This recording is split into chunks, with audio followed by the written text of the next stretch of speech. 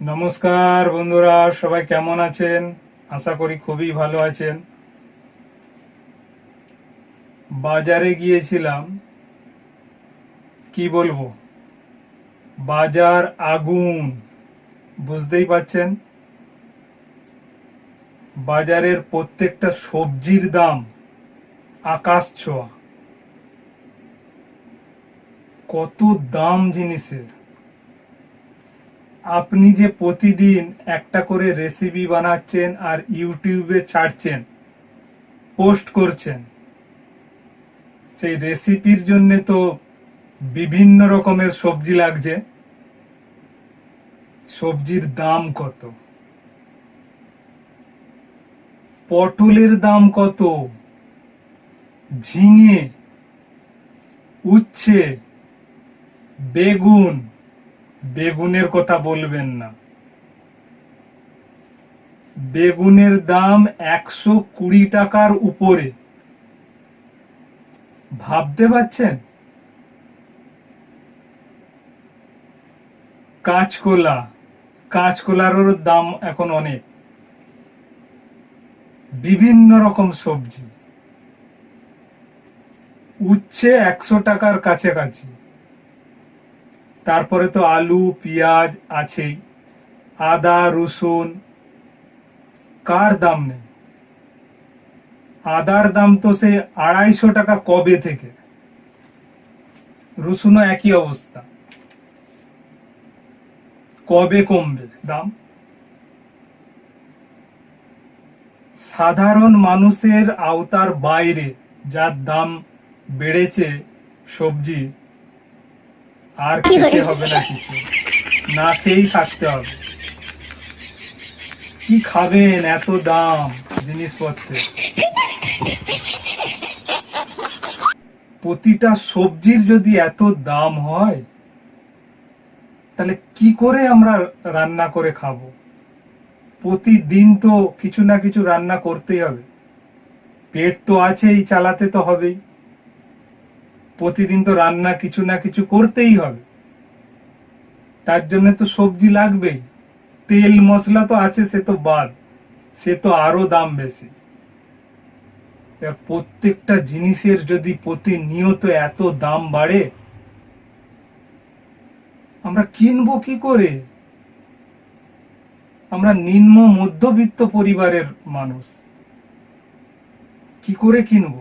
টাকার যোগান কোথা থেকে আসবে? এটা সরকার ভাবছে না। রাজ্য সরকার অবশ্য ভেবেছে, ভেবেছে বলেই মাঠে নেমেছে। এত দিন ধরে যে এত দাম সবজির, আজকে নামতে হলো। এক প্রকার নামতে বাধ্য হয়েছে, দেখছে যে প্রত্যেকটা মানুষ কিভাবে দাম দিয়ে সবজিগুলো কিনছে। মানুষ তো দিশাহারা। পটল, উচ্ছে, বেগুন, কিসের দাম নেই?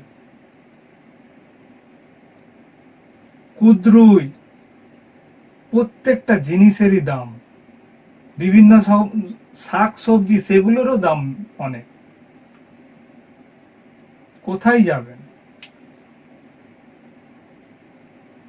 আপনি যে প্রতিনিয়ত একটা করে রেসিপি বানাচ্ছেন আর ইউটিউবে ছাড়ছেন, কত দামে কিনছেন সবজিগুলো? গায়ে লাগছে না আপনার? প্রচুর দাম। আমি একজন সবজিওয়ালাকে জিজ্ঞাসা করেছিলাম, ভাই এত দাম কেন? বলছে বৃষ্টি হচ্ছে, বৃষ্টিতে সব সবজি নষ্ট হয়ে যাচ্ছে, তাই এত দাম। বৃষ্টি সেইভাবে হলো কোথায়? দক্ষিণবঙ্গে। উত্তরবঙ্গ তো ভাসছে, সেটা আলাদা ব্যাপার, সেখানে তো প্রচুর বৃষ্টি হচ্ছে, কিন্তু দক্ষিণবঙ্গে সেই হিসাবে বৃষ্টি কোথায়? বৃষ্টি তো নেই। বৃষ্টির হওয়ার আগে থেকেই তো এত দাম। যাক, মুখ্যমন্ত্রী 10 দিন সময় দিয়েছে, দেখা যাক যে দাম কমবে। সবাইকে মাঠে ময়দানে নেমে পড়তে বলেছে যে কেন দাম হচ্ছে। যারা ফড়ে আছে তারা দাম বাড়াচ্ছে না আসলেই জলে ডুবে দাম বাড়ছে, সেটাই দেখবে এখন কি পরিস্থিতি, এত কেন দাম বাড়ছে। তবে আমার মনে হয় কিছুদিন আগে থেকেই যদি মাঠে নামতো তাহলে এতটা বাড়াবাড়ি হতো না, এত যে দাম, বেগুনের দাম 120 পার হতো না। আগে থেকে নামতে হয়। যখন নামলো সাধারণ মানুষ সর্বশান্ত, ট্যাকে আর টাকা নেই যে সবজি কিনে খাবে, বরঞ্চ এক একজন কম কম করে সবজি কিনে নিয়ে যাচ্ছে। কি করবে, কোনো উপায় নেই, পেট তো চালাতে হবে, যেমন টাকা সেই হিসাবে সবজি খেতে হবে। প্রত্যেকটা জিনিসেরই দাম,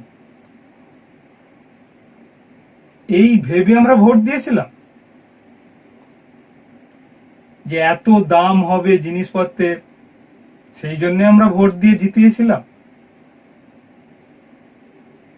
কেন এত দাম হবে, কে দেখবে? এত দাম হলে তো সাধারণ মানুষ মারা যাবে। আগে কি হতো, 10 টাকা নিয়ে বাজারে যাওয়া হতো আর ব্যাগ ভর্তি করে বাজার আসতো। এখন ব্যাগ ভর্তি করে টাকা নিয়ে গেলেও ওই পকেটে করে বাজার আনতে হবে, এমনই পরিস্থিতি হয়ে গেছে।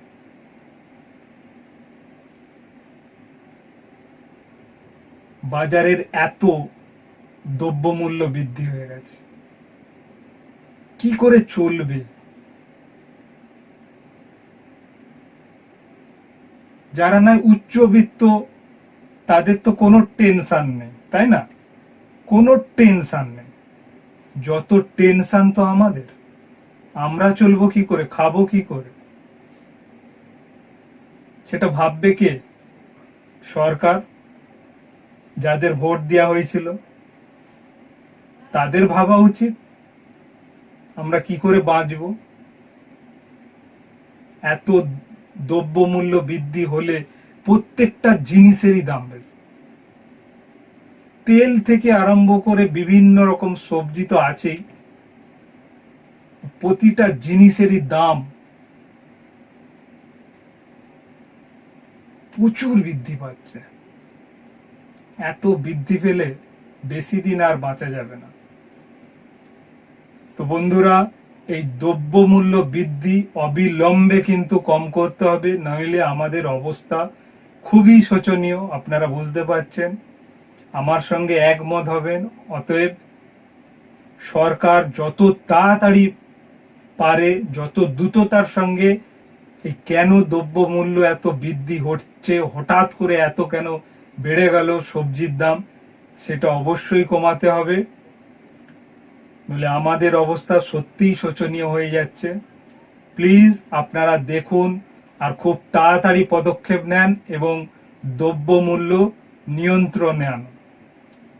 বন্ধুরা, আজকের ভিডিওটি এখানেই শেষ করছি। আপনাদের কেমন লাগলো এই দ্রব্যমূল্য বৃদ্ধি নিয়ে আপনারা অবশ্যই বলবেন।